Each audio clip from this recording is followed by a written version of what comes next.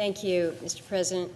Mr. President, there's been a lot of discussion on the floor, certainly today and the days leading up to this, as we talk about the importance of protecting minority rights here in the Senate and the consequences of weakening the legislative filibuster to a 50-vote majority-serving threshold.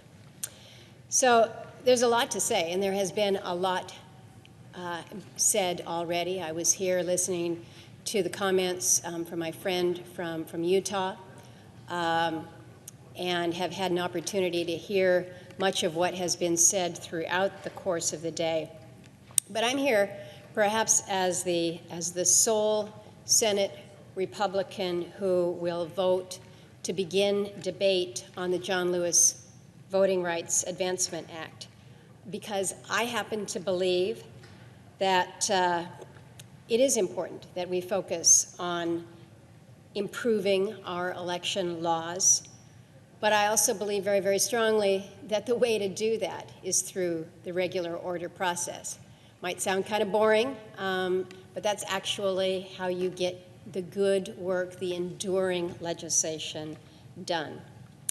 Now, I'm also here, I'm I guess a senior member of the chamber now, been around for almost 20 years. I have spent time in both the majority and the minority.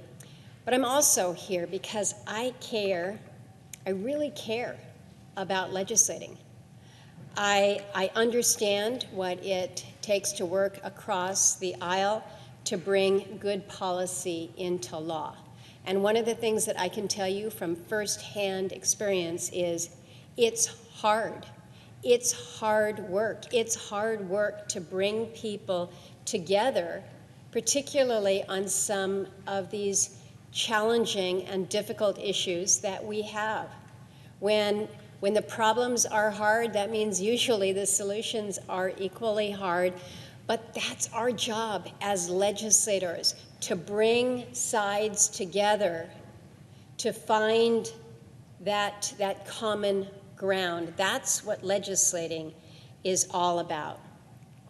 And so with all of that in mind, I tell you, Mr. President, I believe that weakening the current 60-vote threshold would be a major mistake, a damaging mistake, especially in light of the already deep divisions that we have within our country today, and within the divisions that we have represented in this body today.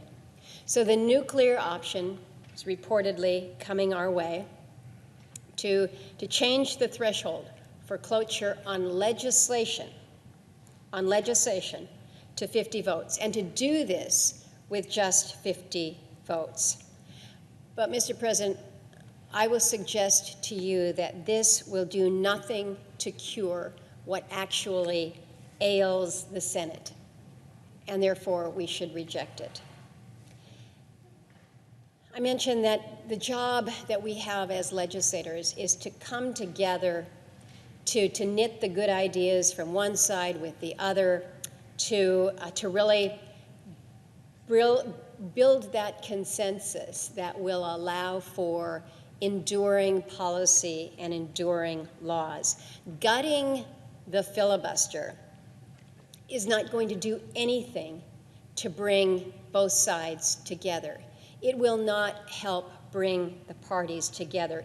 It will, unfortunately, just serve to push them further apart, split us further apart. It would not lead to better or consensus legislation.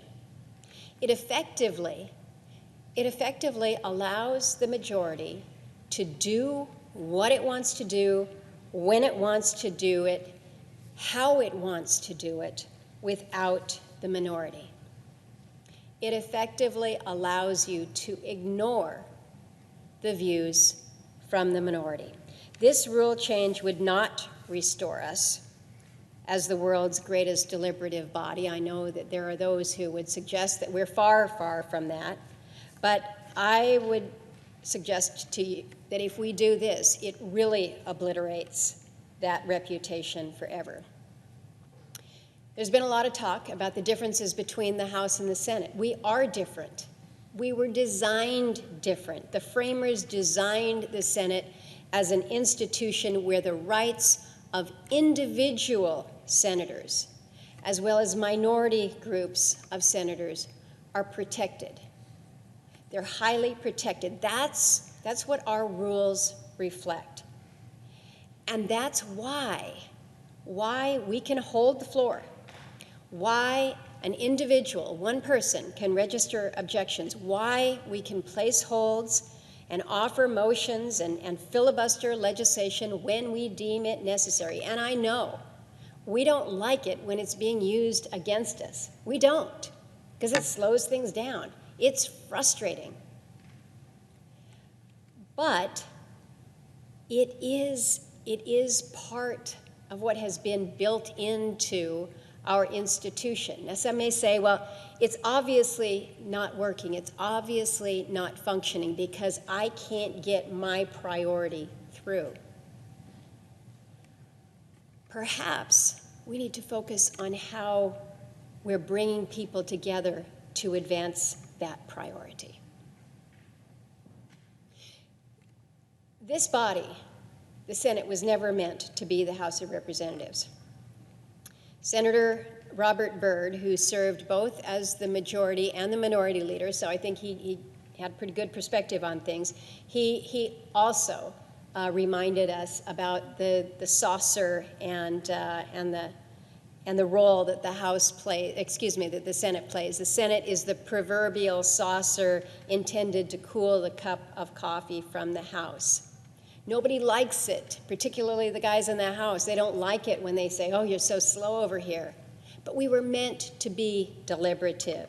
The more we become like the House, the less relevant, in my view, we are as an institution, and the farther we will have strayed from that balance, that careful balance that the Constitution envisions for our branch of government. So we've been here before. As I was walking over, I was thinking this is kind of like deja vu all over again. How many times have we had these battles over the filibuster? Should we exercise the nuclear option? Should we pull this trigger? Well, back in 2017, I signed a letter along with 60 other members of this chamber. There were 28 Republicans, 32 Democrats, 1 independent. And we came together as a pretty representative group of lawmakers, and we urged both Republican and Democratic leaders to preserve the 60-vote threshold for legislation.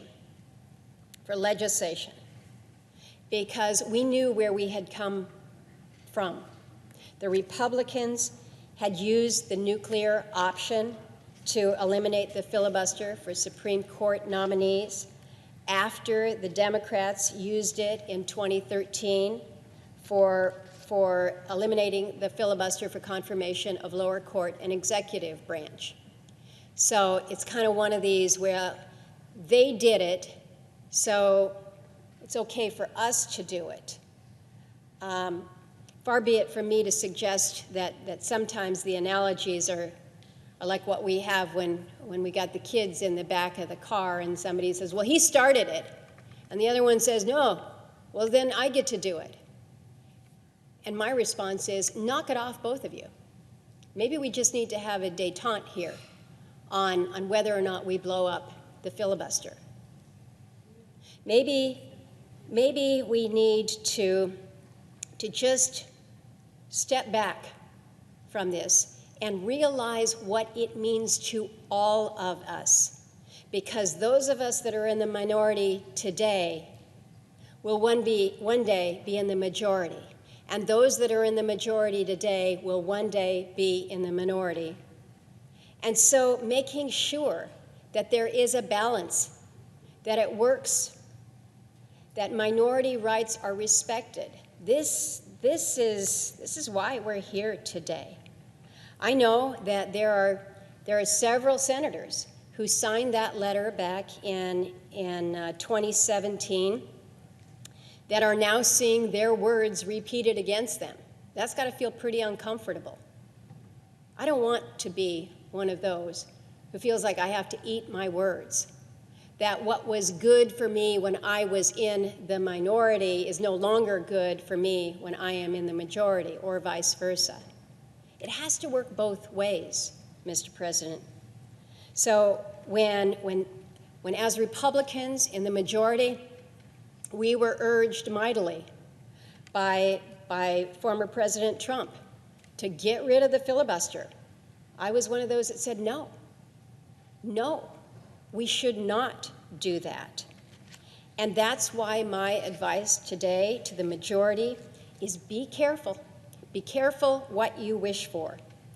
Because you may look at this and say, this may help advance the immediate legislative agenda. What they're talking about now is voting rights. You may be able to advance immediate legislative agenda there, but the long-term effects might look pretty different. And I think we've seen a little bit of a suggestion of what that could look like when you don't have the protections in order for the minority. So I think it is good for us to be having this open discussion. I think it's important that we be thinking about the practical effects of weakening the filibuster. What will happen if it no longer protects the minority and instead only serves to benefit the majority? A 50-vote threshold would allow the majority to rush through legislation without consideration of the minority views. And keep in mind that we may be in the minority now, a 50-50 minority, a pretty skinny minority, but a minority that is elected with support from major portions of the country. Removing the filibuster would reduce the need for the parties to work together to reach the broad consensus on policy, again, that can endure across elections. And I think that's important for us to just stop and take account of. Because when you don't have legislation that is enduring, when you move legislation that is wholly partisan, what happens when the tables are turned? The new majority spends all of its time trying to undo what the old majority got passed on a wholly partisan basis. Now we're not giving certainty to the nation. We're not helping the economy move along. It's a whipsaw. It is policy whiplash. Who's going to be investing in policies if they just think that what was just passed into law is going to be undone in the next Congress? We owe it to our constituents. We owe it to the country to give them some certainty with policy, and that comes about when you're working to build consensus. Eliminating the filibuster would make primary elections into fealty tests, even more than they already are, as each party sets its sights on candidates who are probably unlikely to act independently once in office. I mean, why bother? But again, it would whipsaw the country on policy. And as I think about the state of our economy right now, where we need to be investing in, we've got a great infrastructure bill that we're all poised to try to advance, lots of good things coming for that. We don't want to be undermining investment and our ability to address major challenges if we're looking at a situation where, again, with a new majority coming in, they just work to reverse the work of their predecessors. These aren't good outcomes for a divided nation, and they only take us further from what should be our goal. We've got to be focused. We've got to be focused on finding more ways to work together, and we've got good examples. We had an energy bill that we advanced in 2020, a good bill. We'd been working on that for a long time, but it was a very bipartisan product. I mentioned our bipartisan infrastructure bill. We had the CARES Act as another example. So many measures have shown us that this is absolutely possible. As part of that, when we consider changing the rules, we need to focus on incentivizing bipartisanship, pushing members to reach across the aisle, not making it less of a priority. Let's think about how we do that in a positive sense, how we're pushing one another to work to build things rather than dividing one another and just throwing things at one another. Mr. President, I will vote against any motion to weaken the filibuster or create carve-outs within it. Legislation and legislating in and of itself, as I mentioned at the outset, it's not supposed to be easy. We don't have that red easy button on our desk here. It's deliberatively hard. But as I learned from somebody a couple weeks ago, I don't want to come to talk about the problems without offering up some solutions at the same time. I do have some suggestions for how we could perhaps move forward on voting rights legislation, potential changes to our rules. So for voting rights, Senate doesn't need to change its rules here. The majority needs to change its approach. You've got me, basically me alone at this point, willing to debate one of the measures that was written. It was written on a partisan basis, but I did my homework. I looked at it. I weighed in. I worked with colleagues on the other side of the aisle and made some good, solid suggestions. I think we've had some good dialogue there. I think it's important. I want to reach a compromise on it. I think that would be important. But I've acknowledged that there need to be some changes that would need to be made to that, and I have worked to suggest it. But what that does for right here, right now, is it makes it abundantly clear that we don't have agreement right now on voting rights legislation. So it's no wonder that the legislation is being blocked. Partisan bills don't suddenly become partisan just because they've hit the floor. So instead of looking for ways around consensus, we've got to go back. We've got to actually start building it. So let's take this back. Let's take it to the committee process. Let's look for areas of agreement, like some of the suggestion that has been out in the past couple weeks here, reforming the Electoral Count Act. I don't know how far that can take us, but when something like this is put on the table, let's take a look at this. Let's work through some of these proposals rather than just summarily dismissing it out of hand. Let's take that time, put in the effort, build a product that can pass. And hopefully, by more than just the smallest of margins. We did that before with Voting Rights Act historically. We've demonstrated that it can be done. As far as rule changes, I agree, we should be having the debate, but how we do the debate, I think, is also important. We want to have a thoughtful discussion. Both sides need to be involved. Any member who wants to participate should be doing so. But these discussions need to focus on the problem. And the problem is that there's not enough consensus building across parties. That's what we need to be focusing on, rather than focusing on eliminating the need for it altogether. So instead of targeting the filibuster, one of the things that I have suggested to several folks is the development of a consensus calendar. Now, I'm not saying it's going to solve everything, but if you have strong bipartisan bills that have made it through the process, they've demonstrated that good, strong show of support, there ought to be a way that we can move things through on an expedited process, an expedited consideration. There's also been a lot of talk about eliminating the filibuster on the motion to proceed. So these are areas where, again, I think you've had thoughtful people willing to sit down and say, can we reform our processes around here? Can we be more efficient? Can we still be that cooling saucer, that deliberative body, but be more efficient? I would argue Mr. President, that no rules changes should take effect this year. Whatever we can agree to, let's set the effective date as January of 2023. Make these decisions based on what any majority in any year should have to govern. We need to make sure that if we're changing the rules, we do it for the right reason. We do it because it's the right thing to do for the Senate, no matter who is in charge. And I think that's just a matter of fairness there.